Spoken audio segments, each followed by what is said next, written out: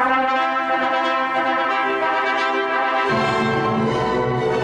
à toutes, je suis très heureuse de vous retrouver aujourd'hui pour une vidéo spéciale mariage, maquillage de mariée. Non seulement je vais vous faire un tutoriel sur ce que je considère être le maquillage plus ou moins universel et enfin ma vision du maquillage parfait pour ce jour-là. Mais je vais aussi vous donner quelques petits conseils parce que étant donné que c'est mon métier d'apprêter les mariés ce jour-là, les coiffer, les maquiller, j'ai quelques petits conseils que je leur donne toujours pour la semaine d'avant, pour le jour même, etc. Et puis si moindrement vous n'avez pas le budget nécessaire pour faire appel à une maquilleuse ou que vous souhaitez vous maquiller toute seule, mais écoutez, peut-être que cette vidéo pourra vous être utile. Donc voilà, j'ai quelques petits conseils de base à vous donner. Donc en gros je pense que ce jour-là, enfin en tout cas c'est ce que me disent la plupart de mes clientes, c'est qu'elles veulent être belles évidemment, sublimées évidemment, mais sans se sentir déguisée.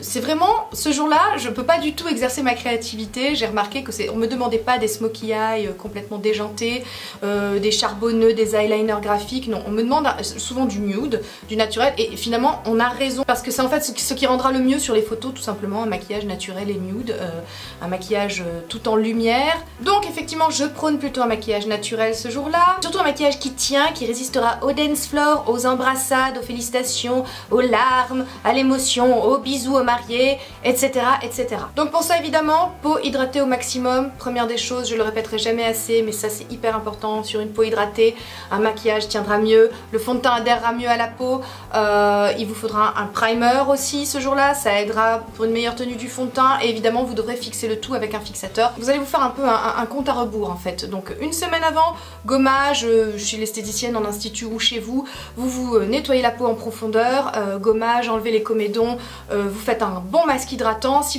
vous sentez que votre peau est un peu sèche à cause du stress, à cause de, je sais pas, les hormones, parce que c'est la mauvaise période du mois, enfin j'en sais rien, donc vous pourrez éventuellement en faire 2 ou 3 masques cette semaine-là, mais très hydratants pour vraiment repulper la peau, lui redonner du volume, du gonflant et puis lui redonner tout simplement bonne santé. Le jour J, je vous en ai déjà parlé dans ma vidéo sur les indispensables, je vous mets le lien ici. Vous utiliserez le mésomasque ou un masque de ce genre, quelque chose de très hydratant à base d'acide hyaluronique, quelque chose qui vous regonflera la peau, la repulpera, lissera les ridules, vous défatiguera le teint, enfin voilà, quelque chose de vraiment très efficace. Alors bon, moi je ne jure que par lui évidemment parce que pour l'instant j'ai pas trouvé de remplaçant, mais je vous ai parlé aussi des masques coréens dernièrement, voilà, enfin trouver un bon masque qui vraiment vous redopera la peau, la boostera d'éclat et lui redonnera vigueur quoi. Ensuite pareil, dans la même vidéo je vous avais parlé de ça parce qu'effectivement c'est quelque chose que je conseille à mes clientes, ce sont les ampoules lifting coup d'éclat, ça permettra une meilleure tenue du maquillage, ça liftera aussi le teint et c'est vraiment quelque chose d'assez incroyable. Vous les appliquez et effectivement vous voyez tout de suite que votre teint est beaucoup plus radieux, beaucoup plus lumineux, c'est vraiment, et puis surtout ça permettra une meilleure tenue du maquillage, voilà. Ça ce sont mes 2 petits trucs en tant que maquilleuse en charge de rendre belle et d'apprêter les mariés, voilà. Celui-là et celui-là, vous pouvez y aller les yeux fermés, je vous les recommande vraiment à 1000%. Si vous décidez de faire appel à une esthéticienne ou une maquilleuse pour réaliser votre maquillage ce jour-là, s'il vous plaît, faites des essais, c'est très important, au moins un. La maquilleuse devra connaître le style de votre robe, la matière aussi, tout simplement parce que le choix des couleurs peuvent parfois dépendre du tissu de la robe, hein. Parce que si vous avez choisi une robe avec une matière scintillante, il faudra plutôt contraster avec un maquillage mat, et même chose si vous avez une robe plutôt avec des étoffes plutôt mat, vous opterez pour un maquillage plus irisé. Vous devez vraiment parler avec elle du style, de ce que vous souhaitez, de ce que vous voulez, voilà, vous devez vraiment être complètement satisfaite de ce qu'on vous propose pour ce jour-là. C'est vous la princesse, je suis désolée messieurs, mais c'est quand même que la mariée qu'on voit. Vous devez irradier et être lumineuse comme la lumière de Elendil. Amis fans de Tolkien, bonjour. Vous devez penser lumière, tout doit être lumineux, vous devez être radieuse. Attention, néanmoins, lumière ne veut pas dire brillance, et encore moins paillettes, sauf si là aujourd'hui je me suis lâchée, j'en ai mis un petit peu. Enfin bon, après tout, c'est pas le jour où je me marie, donc on s'en fout. Et en même temps, j'ai envie de vous dire, il n'y a pas de règle. Si vous voulez briller comme une boule à facettes ce jour-là, mais lâchez-vous, si c'est vous, si ça vous ressemble, il faut que vous soyez bien, il faut que vous vous sentiez le plus en adéquation avec vous-même ce jour-là, il faut que ce maquillage vous ressemble. Pensez que les photos qui seront faites ce jour-là vous accompagneront au moins jusqu'au divorce. Au mieux, vos petits-enfants les connaîtront, les verront et se diront « Oh, mamie, ce jour-là Un mot sur les ongles, oui parce que c'est important, parce que vous aurez forcément la traditionnelle photo des alliances et je vous assure que des ongles pourris ça fait quand même très tâche. Donc faites votre manucure la veille, c'est-à-dire le limage, le ponçage et repousser les cuticules la veille. Par contre appliquez le vernis le jour même parce que sinon un vernis écaillé ce jour-là, bon voilà, je reviens pas dessus, hein, ça fait tâche. Un petit truc, moi ce que j'ai fait là pour varier de la traditionnelle French manucure, j'ai fait tout simplement le sourire de ma French avec du vernis argenté, voilà c'est pour un petit côté rock, hein, je me distingue, c'est mon côté rebelle. Un autre truc, par pitié, essayez de vous coucher tôt la veille, mais ça j'ai beau le demander, ça on le fait pas. Ça, je sais pas pourquoi. Elles se couchent toutes à 2 h du matin, résultat le lendemain je les récupère avec des cernicis, des valises et Ziva, elle va bah vas-y Sonia, amuse-toi, c'est ton job.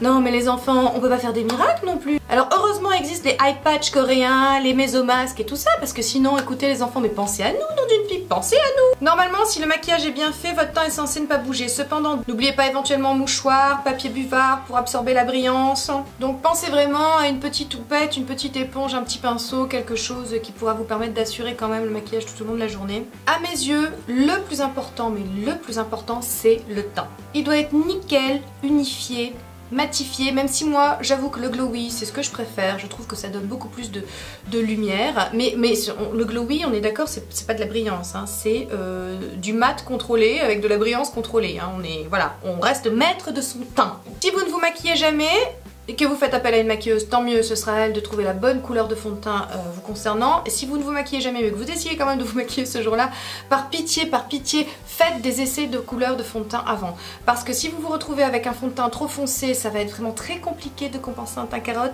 J'ai peur. Vos photos seront prises à la lumière naturelle, donc vraiment c'est très important de faire des essais de couleur de fond de teint à la lumière naturelle. Maintenant j'ai fait une vidéo complète sur le choix de fond de teint, etc. Je vous mets le lien ici. Je vous invite à y retourner si vous voulez connaître bon, les sous-tons, le ton de votre peau, enfin voilà, bon, je reviens pas dessus, sinon ça va être trop long. On m'a déjà reproché de faire des vidéos trop longues, donc je vais essayer d'écourter. Sachez qu'il vaudra toujours mieux opter pour un fond de teint plus clair qu'un fond de teint plus foncé. Un fond de teint plus clair, vous pourrez toujours corriger les choses avec bronzer et blush. En revanche, un fond de teint trop foncé, vous pourrez si vous êtes professionnel, mais ça va être compliqué si vous n'êtes pas professionnel. Donc voilà, ne prenez pas de risques. Prenez le fond de teint de la parfaite couleur de votre peau. Sinon, si vraiment vous avez un doute que vous trouvez, optez toujours pour quelque chose de plus clair, une nuance plus claire. Optez pour un fond de teint longue tenue et infaillible, parce qu'une tache de fond de teint sur votre robe crème ou blanche, hein, ça va faire tache justement. Prévoyez éventuellement des lingettes détachantes, hein, ça c'est un truc à avoir toujours dans son sac. Moi si vous avez regardé mon What's in my bag, vous savez que j'ai toujours un nécessaire de couture et des lingettes détachantes dans mon sac, c'est mieux. La meilleure façon à mes yeux pour appliquer le fond de teint ce jour-là pour un effet skin-like et vraiment très naturel, c'est au pinceau. Voilà, bon moi c'est vrai que c'est une question d'habitude, après au Beauty Blender éventuellement, mais ça donnera un effet vraiment beaucoup plus couvrant. Alors bon, mais tout dépend de ce que vous recherchez, vraiment, voilà. Je ne me permettrai certainement pas de vous imposer finalement mes choix ce jour-là. Tout dépendra vraiment du rendu que vous souhaitez. Très important, si vous avez une robe décolletée, ce qui n'est pas mon cas, enfin ce qui n'était pas mon cas pour mon mariage, oui, parce que c'est ma robe de mariée. Oui, je l'ai recyclée, je rentre encore dedans. C'est étonnant. Donc si vous avez un décolleté ce jour-là, n'oubliez surtout pas de maquiller le cou et le décolleté. C'est très important parce que sinon sur les photos, on aura l'impression que votre tête n'appartient pas à votre corps. Non, non, vraiment, n'oubliez pas de maquiller la poitrine et le cou. Concernant le tutoriel que je vais vous faire, alors évidemment, je propose, vous disposer, c'est une version d'un maquillage de mariée. C'est quelque chose d'éminemment nude, on est d'accord. Bien que je vous ai fait une version avec les teintes orangées, je trouve que ça apporte une petite note de printemps à la mise en beauté de la mariée et que je trouve que ça peut être une version différente. Cependant, faites attention, si vous mettez un rouge à lèvres foncé, pensez que vous allez embrasser monsieur à un moment. Pensez-y, c'est important. Voilà. Après, il y a les aventurières et il y a les autres. Je trouve donc personnellement qu'un maquillage de mariée, il faut vraiment axer ça sur l'aspect bonne mine. C'est pas vraiment utile de faire des maquillages très élaborés. Il faut avoir un teint frais, éclatant, il faut avoir l'air réveillé. Gardez les smokies tarabiscotés et les catailles en tout genre pour d'autres occasions. Ce jour-là, optez pour quelque chose de naturel, de raffiné, de distingué, de chic. Pourquoi on opte pour ces couleurs beige, blanche, nude? Tout simplement parce que ça ouvre le regard et que ce jour-là, on veut vraiment un aspect réveillé, frais, lumineux. Je crois que j'ai dit lumineux à peu près 40-12 000 fois dans cette vidéo, mais je crois que c'est parce que j'ai envie que vous saisissiez le concept en fait. Lumière, tu vois, lumineux, lumière, radieux, lumineux, lumière. Voilà, comme ça, je pense que ça va finir par rentrer à un moment, hein. On est d'accord. Vous devez essayer de choisir évidemment des teintes en accord avec la couleur de votre iris, ça va de soi, mais quand on opte justement pour un maquillage nude, pour des beiges, des marrons, des taupes, des gris, curieusement ça va à tous les iris, donc une ou deux couches de mascara waterproof, c'est mieux waterproof, hein, ça résistera à l'épreuve des larmes. Donc sur ce, je pense que je n'ai pas tout dit, je pense que j'ai oublié des choses. C'est pourquoi je vous invite à me laisser toutes vos questions en commentaire. Vous pouvez me joindre aussi sur Facebook, via Messenger ou sur Twitter, enfin voilà. Je me ferai un plaisir de répondre à toutes vos interrogations. Donc n'hésitez vraiment pas, et puis je vous laisse en compagnie du tutoriel. Voilà, donc après avoir bien hydraté sa peau, on va commencer par la base, très importante ce jour-là, vraiment très importante. Comme d'habitude pour moi, il s'agit de la Blur Cream Nude Magic de L'Oréal, que je vais commencer par appliquer Donc sur le front, la zone T et à tous les endroits où je veux que les pores soient lissés, que ça floute vraiment et pour un réel effet Photoshop. Sur le menton, j'hésite pas à prolonger sur la joue. Et déjà moi je vois que j'ai pas la même peau que tout à l'heure quoi en fait. Ensuite on passe au fond de teint et comme d'habitude moi j'utilise le Dream Wonder Nude de Jemay. Je préfère effectivement les fonds de teint avec un rendu très naturel, un aspect très naturel. Je trouve que pour ce jour là c'est pas la peine d'en faire des caisses, même si vous allez être prise en photo. Je pense qu'avec une bonne base de teint, une bonne poudre, vous aurez vraiment un rendu très joli, très naturel avec une peau en pleine santé. Mais après c'est chacun ses goûts. Je sais qu'il m'est arrivé de maquiller des mariées qui voulaient quelque chose de très couvrant parce qu'elles estimaient que leur peau n'était pas assez belle ou naturelle. Après c'est chacun ses goûts et ce jour là c'est la mariée qui décide l'effet qu'elle veut, le rendu qu'elle veut. On se plie à ses exigences, il faut qu'elle n'ait pas à se soucier de ces choses là. On secoue. On ne reparle pas de l'applicateur. Non, on ne reparle pas. Avec un pinceau X Source qui est mon pinceau préféré pour le teint, avec une houppe très dense et touffue, j'aime vraiment beaucoup le rendu qu'il donne. Je vais prendre un fixateur, là il s'agit du All Nighter Makeup Setting Spray d'Urban Decay. Je vais en mettre une ou deux pressions sur le pinceau, ça permettra au fond de teint de mieux adhérer, de tenir plus longtemps et aussi d'avoir plus de glisse. Voilà, ça change de la vaporisation avec de l'eau. Ce jour-là, on essaie de fixer le maquillage un maximum avec tous les produits qu'on a sous la main. Donc voilà, et on l'étale du centre du visage vers l'extérieur et il est vraiment parfait ce fond de teint parce qu'il y a juste à l'étaler sur la peau, il fusionne avec la peau. Bon, je vous en ai déjà parlé, je ne reviens pas dessus, hein, voilà. Si vous cherchez un fond de teint petit prix pour ce jour-là et que vous n'avez pas un énorme budget, allez-y. Il est vraiment très bien. Pour que le maquillage tienne le plus longtemps possible, qu'on soit tranquille et qu'on soit belle jusqu'au bout de la nuit, un primer pour les yeux c'est obligatoire. Une fois n'est pas coutume, je fais une infidélité à mon Urban Decay Primer Potion. Là c'est le Too Faced Shadow Insurance et ma foi, il est pas mal. On en met sur la paupière supérieure. On n'oublie pas la deuxième, on en a deux. Et très important, histoire de ne pas se retrouver avec un anti-cerne qui aura migré dans les ridules, on en met aussi sur la paupière inférieure, très important. On tapote légèrement. Si vous aussi vous avez des cernes de panda et que cette zone est très colorée, j'utilise un correcteur légèrement orangé. Celui-ci c'est le Full Coverage Concealer en teinte 05 de chez Kiko. J'en applique donc du centre, du creux de l'œil là vraiment bien. Je descends un petit peu sur la joue et je viens jusqu'à on va dire la moitié de l'œil, enfin partout où si vous voulez mes cernes sont plus colorées que voilà. Et j'évite soigneusement la zone des pattes doigts afin que ça ne rentre pas trop dans les ridules. Normalement vous pouvez déjà voir que c'est légèrement mieux flouté de ce côté-là que de ce côté-là. Et pour ce jour-là j'ai décidé de forcer légèrement sur le contouring aussi, histoire de vraiment mieux définir les volumes et les creux, de sculpter vraiment bien le visage. Donc je reprends tout simplement le même correcteur, au lieu d'utiliser de la poudre, je renforcerai avec de la poudre tout à l'heure, mais là je précommence un contouring. Tout ça c'est pour que ça adhère mieux en fait, tout simplement sur la peau. Donc je vais corriger les choses que j'ai envie de corriger sur mon visage, donc affiner le nez, je vais renforcer légèrement le creux des joues, je vais essayer d'enlever un petit peu, j'ai le visage carré donc je vais essayer de gommer un petit peu la mâchoire carrée, enfin voilà. Et tout ça ce sera avec une ombre effectivement un peu plus foncée. On essaie de rester dans la subtilité quand même, hein. On va pas faire un truc à la drag queen quoi, avec un contour hyper agressif quoi.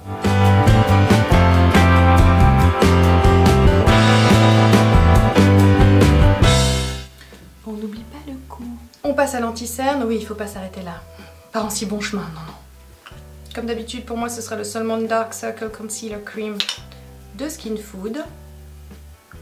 Je ne m'en lasse pas, ça a vraiment changé on va dire mon approche de mes cernes. Je suis moins angoissée le matin quand il s'agit de me maquiller depuis que j'ai découvert ce produit. Oui parce qu'il y a des matins vous vous demandez si vous allez relever le challenge. Est-ce que je vais pouvoir réussir à camoufler mes de cernes. Bon bah là je suis détendue le matin.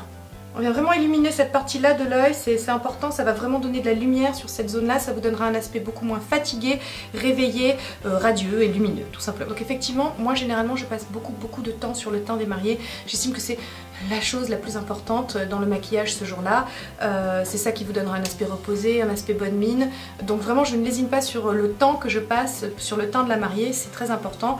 Effectivement ce jour là on utilise beaucoup de produits mais c'est pour un rendu vraiment optimal. Évidemment qu'on doit voir que la mariée est maquillée, qu'elle soit pas comme à son réveil, hein, sinon ça sert à rien, mais il faut vraiment que ce soit, qu'on voit encore la peau en transparence, enfin j'insiste, je trouve que j'aime vraiment pas les teints cakey, ces teints très plâtres. Enfin, certainement qu'on voit beaucoup à la télévision parce que bon bah les caméras ça fait ressortir tous les défauts on va dire, donc elles sont un peu obligées de plâtrer on va dire un maximum leur teint, mais il faut pas oublier qu'on n'est pas à la télé le jour de son mariage, qu'on est entouré de gens, qu'on est à la lumière du jour, et il faut quand même un minimum de naturel parce que sinon ça fait vraiment bizarre. Et maintenant, dans un souci de rendu vraiment naturel et de teint parfait naturellement, une sorte de no make-up quoi, je vais prendre chaque petite imperfection, c'est-à-dire de la peau, petite tache brune, petite rougeur, etc. Je vais la corriger, mais vraiment au millimètre près, c'est la haute couture du teint, on va dire, avec un correcteur. Donc là, j'utilise la touche magique Accord Parfait de L'Oréal, et je prends chaque petite chose à corriger pour que le teint soit unifié, mais tout en naturel. Donc généralement on a des rougeurs aux ailes du nez, petits boutons. On va dire qu'un fond de teint c'est un peu la toile de fond, mais qu'après on est obligé de mettre vraiment le correcteur là où il faut parce que ça suffit. Des fois pas forcément, surtout que moi j'aime bien les fonds de teint peu couvrants, donc on est obligé pour un teint vraiment unifié et parfait de corriger légèrement, de venir en plus corriger les petites imperfections. Maintenant, on passe à la phase, je donne de la lumière avant de fixer tout ça. Donc je reprends mon correcteur illuminateur et je vais maintenant renforcer les zones où je veux vraiment qu'il y ait un maximum de lumière. Donc hop, le front, la rate du nez, arc de Cupidon et le menton. Et à l'aide d'un Beauty Blender préalablement humidifié et puis épongé dans un Kleenex, très important. Épongez-la quand même, c'est important. Hop, je viens fondre tout ça.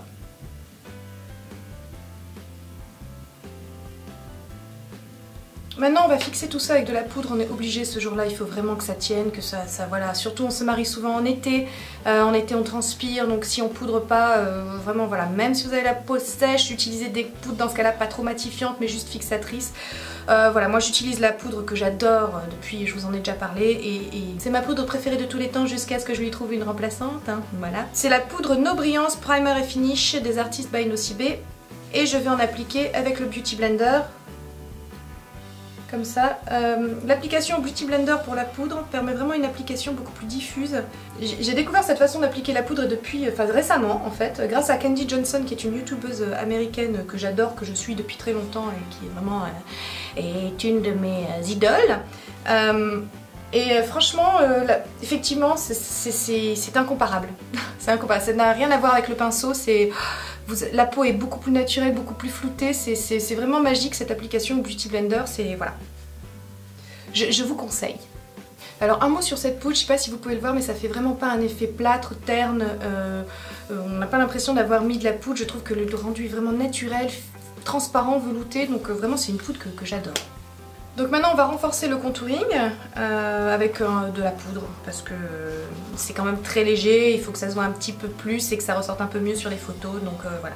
Je prends un fond de teint compact de chez Sephora et je vais venir l'utiliser pour renforcer le contour que j'avais fait déjà pour le nez. A l'aide d'un pinceau vraiment très aérien on va dire, je vais venir renforcer très légèrement le creux des joues, le haut du front, voilà, légèrement. Là où je vous disais que j'ai envie de réduire légèrement ma mâchoire, et pour pas que ça fasse un effet, une démarcation trop importante, je descends dans le cou.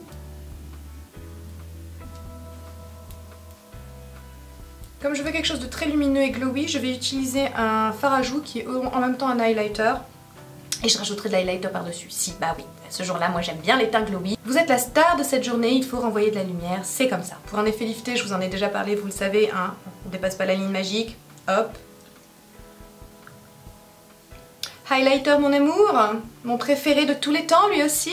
Et pour la somme modique de 1 €, le Pink Lemonade Booster Éclat de chez ELF. Très légèrement sur l'arête du nez, un petit point de lumière sur le bout du nez, maintenant sur le haut des pommettes,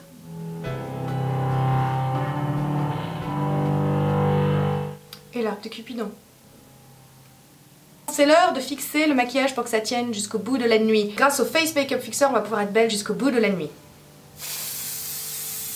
Donc on passe aux sourcils pour davantage de définition pour un regard, c'est vraiment très important le maquillage des sourcils ce jour-là, de les dessiner. Ça structurera vraiment non seulement le visage mais votre regard, ça le soulignera également. Comme d'habitude, moi ma bonne vieille brosse à dents pour les coiffer, hein. On ne change pas une nana qui a appris à se maquiller dans les années 90, c'est comme ça. Et à l'aide du kit pour les sourcils de chez Kiko en teinte 02, je vais venir combler les trous, redessiner, voilà, leur donner un peu la forme que je veux. Et ce jour-là, généralement, je sais que les mariées n'aiment pas non plus qu'on change la forme de leurs sourcils, elles aiment quand même se reconnaître un petit peu, donc voilà. Je reprends ma bonne vieille brosse à dents parce que ça permettra de diffuser bien mieux le fard poudre, de bien le dégrader dans le sourcil pour un résultat plus uniforme et unifié. Place au maquillage des paupières, donc maintenant on veut quelque chose de nude. J'ai opté donc pour l'ombre à haute pigmentation, la 203 de chez Kiko. Et à l'aide d'un tampon applicateur, je vais en mettre sur toute la paupière mobile. Je veux un résultat vraiment très lumineux, donc je vais prendre une ombre à paupières blanche. Et celle-là c'est la 200, toujours une ombre à paupières haute pigmentation de chez Kiko. Et je vais venir maintenant intensifier, illuminer davantage avec cette ombre à paupières la paupière mobile. Ça fait paupière, paupière, paupière, hein, beaucoup de paupières dans cette phrase. Et je mets encore plus de lumière, ouais, si, c'est possible. Grâce à l'ombre à paupières haute pigmentation 272 de chez Kiko. Je vais venir mettre cette ombre à paupières dans le coin interne pour donner vraiment beaucoup de lumière au regard. Toujours plus loin, toujours plus fort, toujours plus grand, vous me connaissez maintenant. Donc, crayon blanc pour encore plus de lumière. Dans la muqueuse inférieure.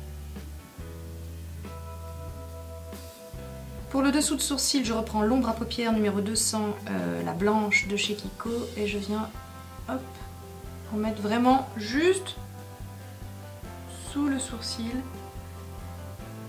Et il est temps maintenant de donner de la définition à son œil, c'est-à-dire de creuser le creux de paupière, de donner du relief tout simplement. On va prendre donc l'ombre à paupières haute pigmentation 204, qui est une sorte de pêche, et je vais en mettre dans le creux de paupière.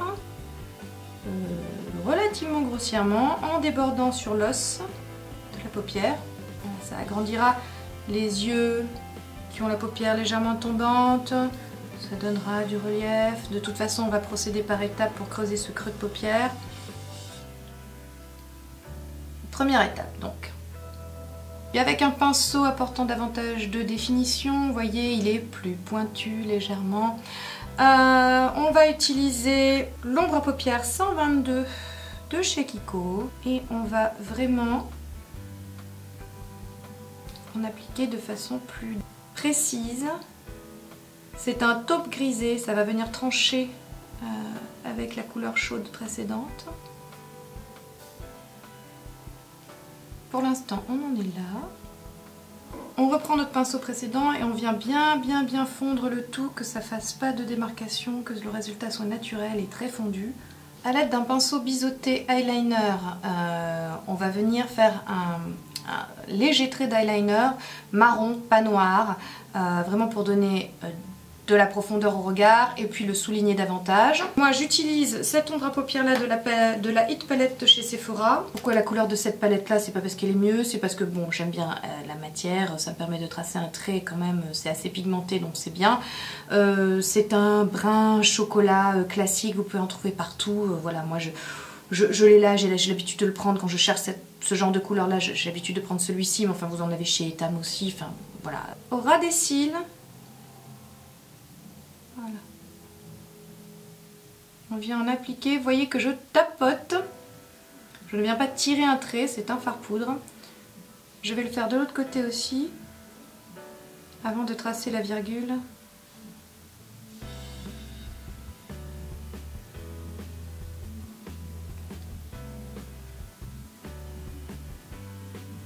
Je trace une petite virgule pour agrandir légèrement le regard. Donc évidemment on va se recourber les cils parce que ça va agrandir le regard.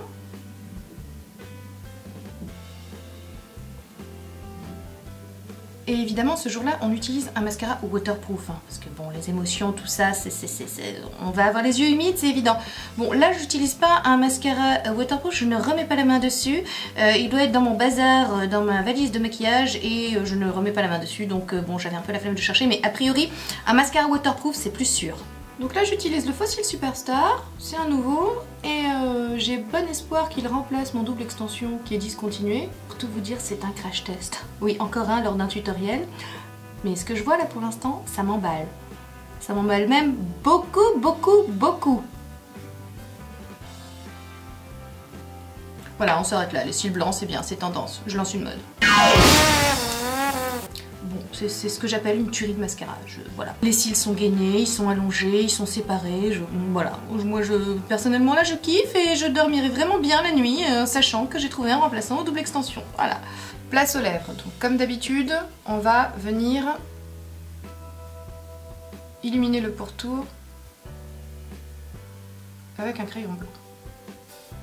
Ensuite, avec le Lip Pencil Ultra Glossy 602, je vous montrerai deux options. Une option plus soutenue, un petit côté Grace Kelly, parce qu'après tout, hein, c'était la princesse des princesses, Grace Kelly, donc on fera un petit côté Hollywood. Mais là, je vous montre une version nude, et puis on verra avec la version Grace Kelly. On délimite donc le pourtour.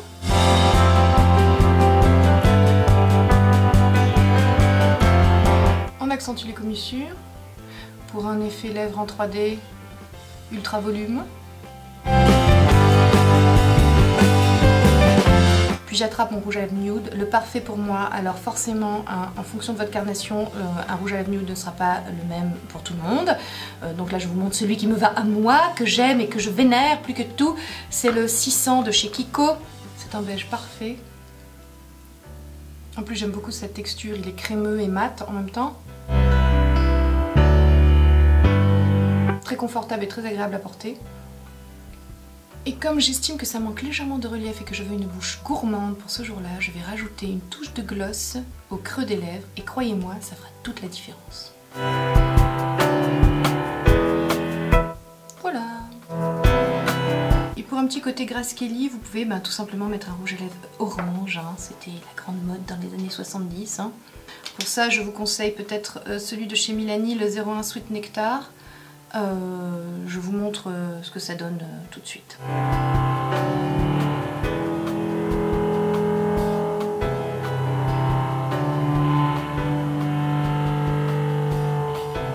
Bon, voilà, j'espère que ça vous a plu.